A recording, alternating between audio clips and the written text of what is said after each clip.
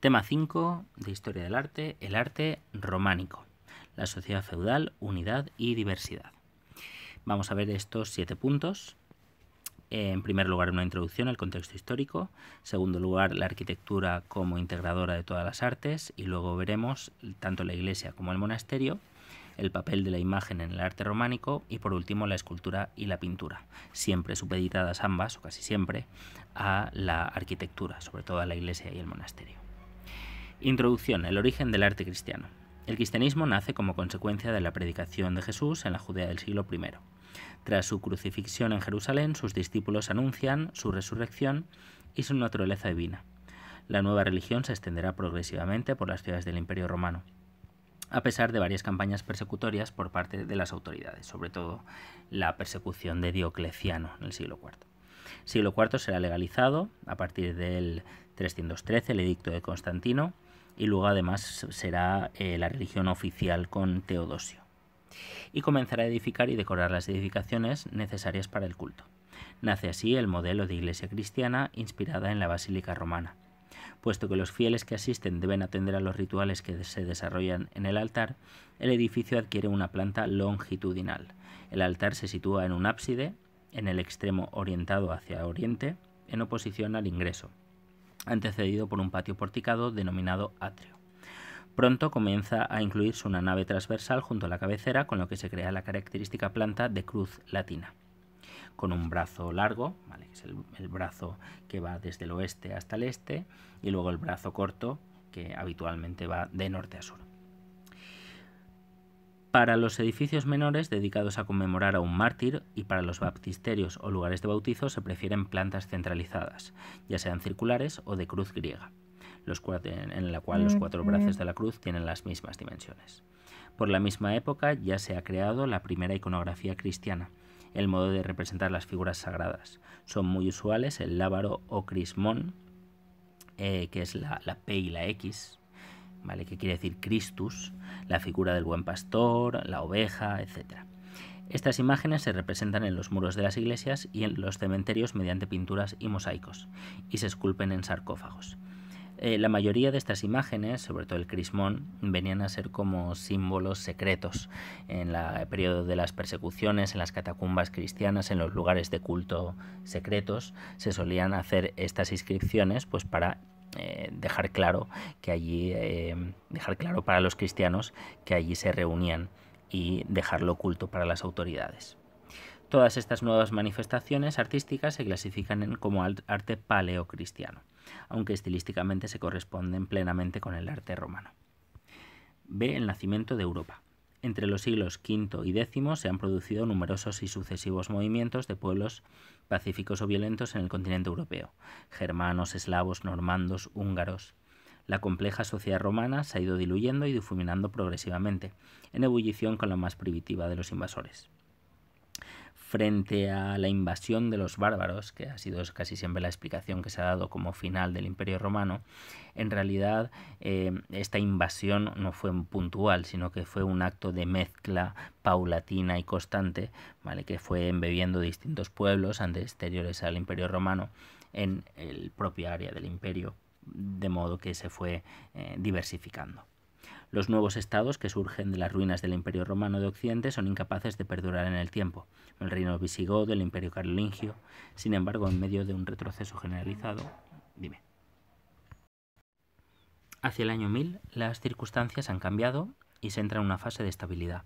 Terminan las invasiones, se afirman los valores cristianos, como la Pax Dei, culmina un nuevo sistema sociopolítico basado en el señorío, ¿vale?, que es el feudalismo. Sus consecuencias serán la prosperidad económica, el crecimiento demográfico, la colonización de nuevas tierras, el gran desarrollo cultural propiciado por los monasterios y el nacimiento de un nuevo estilo artístico que siglo después será denominado románico. ¿Vale? Esta es la separación entre la llamada Alta Edad Media, que es la que va hasta el año 1000 aproximadamente, y luego la Baja Edad Media, una época de mayor prosperidad, aunque con altibajos, sobre todo a mediados del siglo XIV con la peste negra, pero que habitualmente pues es de más prosperidad que los años anteriores. No sé por dónde me he quedado, pues por aquí. Estamos ante una nueva realidad, la cristiandad o Europa. diversa por lenguas, costumbres, estados, pero homogénea por religión, cultura y arte. Las mercancías, ideas y modas circulan abundantemente, especialmente por las grandes rutas de peregrinación, Camino de Santiago, Roma o incluso Jerusalén. El desarrollo será rápido y continuado, lo que se manifiesta en un cambio de actitud. De estar a la defensiva ante las continuas invasiones de otros pueblos, se pasa a la primera expansión fuera de sus fronteras con las cruzadas. ¿Vale? Se dice que el arte románico es el primer arte verdaderamente europeo. El arte románico. Entre los últimos años del siglo X y el primer cuarto del siglo XI aparecen las primeras tentativas de renovación arquitectónica, con el abovedamiento, y escultórica, con relieves figurativos, que coinciden en un momento de auge del arte de la miniatura. A lo largo del siglo XI, el nuevo estilo ya está plenamente definido. Se emprenden proyectos arquitectónicos muy ambiciosos, la escultura arquitectónica pierde su carácter ornamental y se convierte en narrativa. Resurge la pintura mural y se extiende por nuevos territorios. Reconquista hispánica, conquista normanda de Inglaterra, cristianización de los pueblos eslavos occidentales. La primera mitad del siglo XII es un momento de culminación. A mediados del siglo, sin embargo, aparecen nuevas formas artísticas. Los benedictinos reformados San Bernardo de Claraval, la orden del Císter, así llamada del Císter, por el lugar donde se reunían, levantarán monasterios caracterizados por su austeridad, como el de Veruela. Las ciudades en pleno crecimiento darán lugar a la arquitectura gótica, pero el arte románico perdurará hasta el siglo XIII, especialmente en las zonas rurales. La vitalidad de la naciente civilización europea deriva en buena medida de lo religioso. Los valores básicos de la sociedad son cristianos y en consecuencia lo es el arte.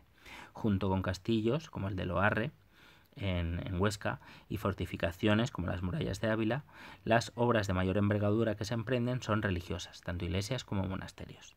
En ellos, arquitectura, escultura, pintura, orfebrería, arte textil, música y literatura se unen, forman un todo, un universo en que todas esas artes se fusionan, constituyéndose como un auténtico centro moral de la sociedad. ¿Vale? Y esto lo vamos a pasar, lo de esto no hace falta que lo sepáis. Punto número 2, la arquitectura integradora de todas las artes. Esto es lo fundamental, las características generales del arte románico.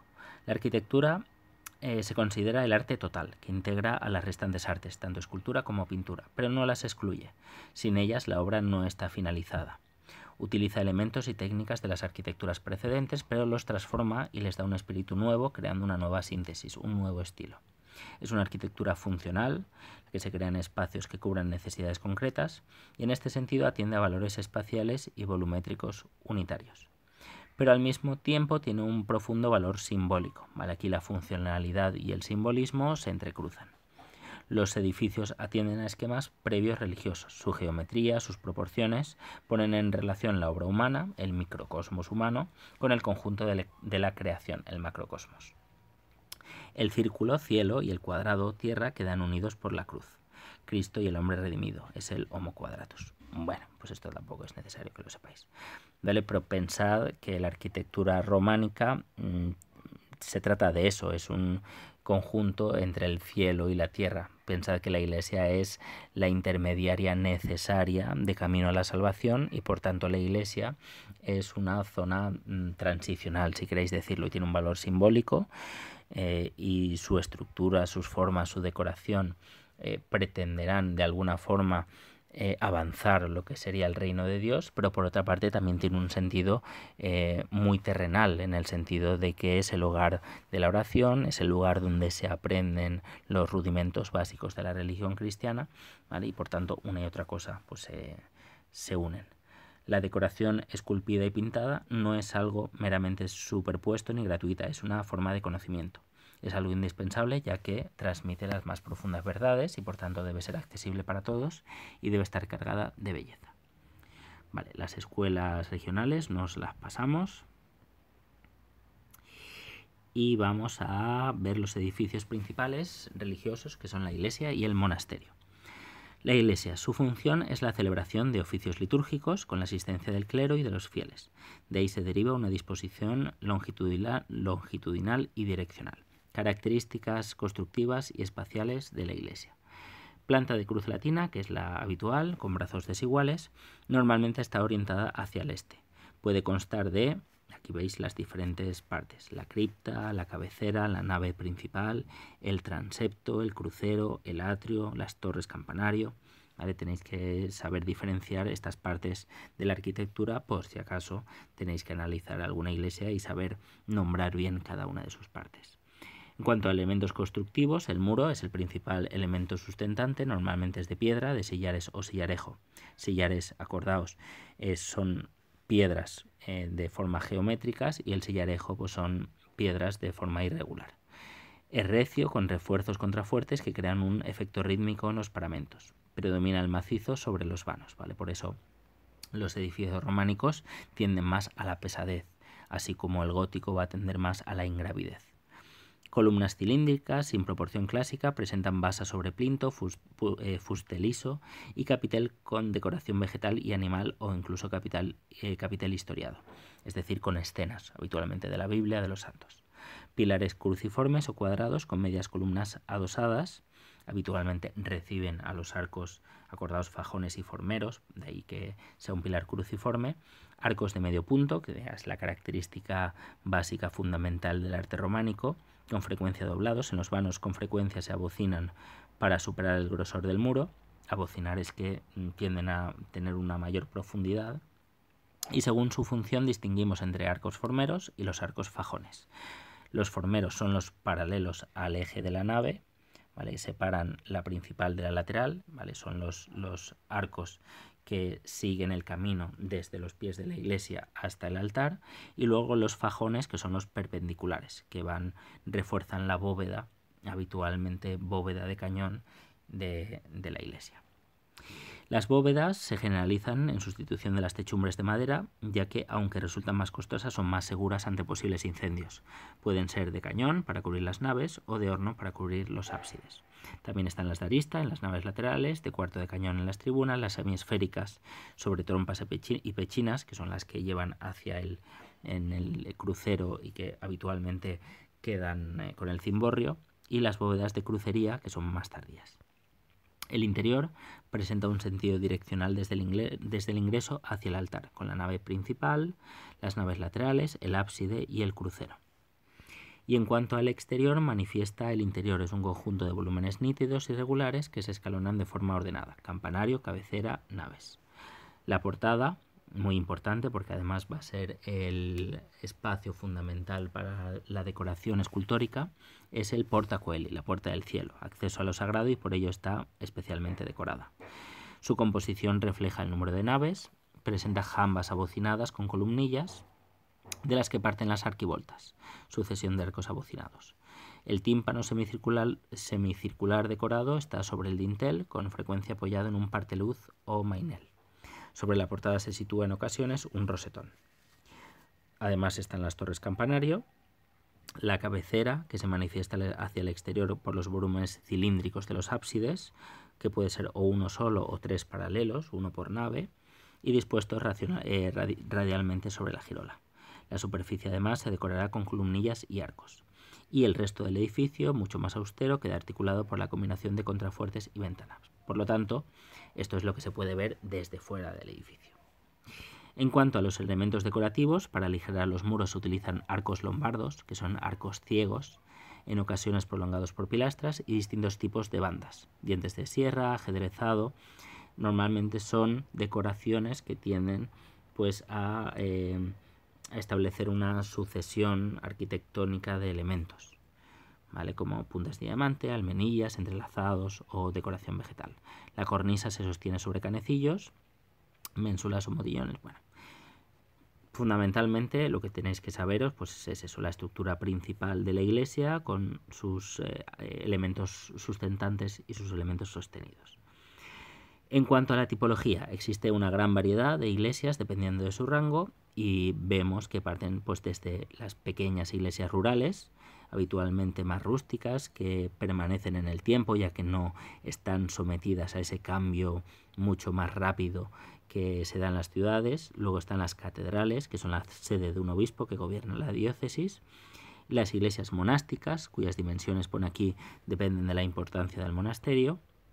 y las iglesias de peregrinación, que son las iglesias más importantes y que además reciben a una gran cantidad de peregrinos, y por eso tienen que adaptar su espacio a este paso continuo de peregrinos, y eso hace que tengan estas características que veis más aquí abajo, como esas grandes dimensiones. Habitualmente tienen 5 naves, la presencia de una girola que facilita la circulación de los fieles, ya que permite dar una vuelta por el altar. Se multiplican los altares, porque allí se establecerán figuras, diferentes cultos, que además pues siempre pedirán algo de ofrenda a los fieles. Y finalmente las tribunas sobre las naves laterales, que además de dar a los peregrinos un lugar donde alojarse, también van a permitir que las autoridades puedan acceder. Y por último están las iglesias de planta centralizada, que son pues más características de órdenes militares, como la del Temple, el Santo Sepulcro, y que se inspiran pues en el original, el Santo Sepulcro de Jerusalén.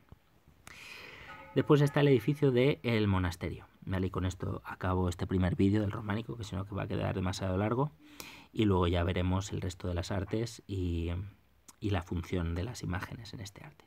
El monasterio, origen y evolución del fenómeno monástico. El monasterio cristiano nace en Oriente y se difunde por Occidente a partir del siglo IV. Persigue el apartamiento del mundo y una vida centrada en la oración, en el ora et labora de San Benito, como ahora veremos. Se basa en esos principios, los principios de la soledad, monacos-monje, y la vida en común, determinado por una regla. Son benedictinos los monasterios que siguen la regla de San Benito. Se establece una total separación del mundo, con él bajo el principio, como veis aquí, del ora et labora. La oración colectiva y el trabajo manual de los monjes pasa a ser un elemento clave. En el siglo IX tiene lugar la reforma de San Benito de Aniano, que supone el abandono del trabajo manual, que pasa a ser realizado por legos, criados o colonos, y la sustitución por el trabajo intelectual, el estudio, la copia de libros o su iluminación. La iluminación de libros es la ilustración, sobre todo en los márgenes, en las portadas. Son los llamados monjes negros. Este cambio culmina con el monasterio de Cluny, desde 1910, hoy en día ya pues desaparecido, que se convertirá en la auténtica capital monástica de Europa occidental, es el orden cluniaciense. Los monjes reparten su tiempo entre la oración y la dedicación a la teología, la poesía, la historia, la ciencia, y su vida es mucho más activa. Además quedan exentos de la jurisdicción episcopal y pasan a depender directamente de Roma, como hará después, siglos después, la orden de los jesuitas. El prestigio y abundancia de recursos que adquieren muchos monasterios conducen al desarrollo de un arte espléndido, rico en decoración, que además va a llevar a la crítica. Es decir, viendo la magnificencia de esos monasterios, viendo la riqueza de las iglesias monacales del orden cluniaciense, va a surgir desde el seno de la propia iglesia movimientos de contraposición, de crítica a este arte tan rico, y van a llamar a la pobreza. Y este es el caso de la reforma cisterciense, ¿vale?, de principios del siglo XII. San Bernardo de Claraval, el que la aplica en la abadía del Citeaux, del Cister, y luego en Clairvaux o Claraval. Supone el rechazo de las riquezas y la vuelta al apartamiento del mundo y al trabajo manual. Por su hábito serán llamados monjes blancos, ya que ni siquiera se tintan las ropas como acto de humildad. Sus monasterios serán más austeros, sin apenas decoración, y se difundirán también por toda Europa. La trascendencia de los monasterios en los siglos del románico es enorme. Son centros espirituales, de cultura y económicos para el conjunto de la sociedad. Son un elemento más del orden feudal, ¿vale? Son auténticos señoríos con sus señores feudales, que serán los monjes, sobre todo el abad, con sus trabajadores, con su ejército en muchas ocasiones, ¿vale?, y que serán un punto fundamental en la economía y la sociedad, sobre todo del mundo del campo. Descripción de los monasterios. Los monasterios se sitúan en lugares aislados, en entornos naturales que se pondrán en cultivo, cercanos a fuentes o manantiales. Un monasterio es una auténtica civitas Dei, la ciudad de Dios, tal como señalaba San Agustín. El conjunto se encuentra aislado del entorno, aunque no necesariamente amurallado. Las distintas edificaciones destinadas a cada función de la vida de la comunidad se ordenan de modo regular en torno al claustro, ¿vale? El claustro será el patio central, donde se realizarán principalmente las reuniones entre los distintos monjes, en este caso. Por eso al conjunto de los profesores en los institutos se les llama claustro también, ¿vale?, porque es la reunión de todos los integrantes del equipo docente. Es un auténtico ónfalos, ombligo, centro del cosmos. Bueno, Aquí está, digamos, la parte simbólica del monasterio. El monasterio trata de representar sobre la tierra, en el espacio físico del monasterio, un espacio celestial. Toma forma de un gran patio cuadrangular rodeado por 4 galerías, abierta a él mediante arcos de medio punto. En el centro, una fuente árbol o edículo subraya, el edículo no sé lo que es, subraya su carácter de centralidad organizadora y su carácter de paradisus claustri, remedo de la Jerusalén celeste. Cada una de esas galerías da paso a los edificios o dependencias correspondientes a determinadas funciones. Por una parte está la iglesia monacal, luego está la sala capitular, donde se reúnen los monjes para el gobierno de la comunidad, la elección del abad, etc. Luego están otras zonas de servicios, como la cocina, los refectorios, que es donde comen los monjes, el caldarium y los dormitorios, y luego los accesos, pues que son la portería, la silla o granero, etc. Vale, y otras localizaciones. Vale, así que bueno, lo dejamos aquí, esta primera parte del arte románico, para que veáis sobre todo la importancia de la religión en este arte y cómo esta naturaleza fundamentalmente religiosa va a llevar a un estilo particular que además será compartido en gran parte de Europa durante este principio del segundo milenio, a partir del año 1000 después de Cristo. Vale, seguiremos en el próximo vídeo con la segunda parte, con la imagen en el arte románico, veremos la escultura y la pintura. Venga, hasta pronto.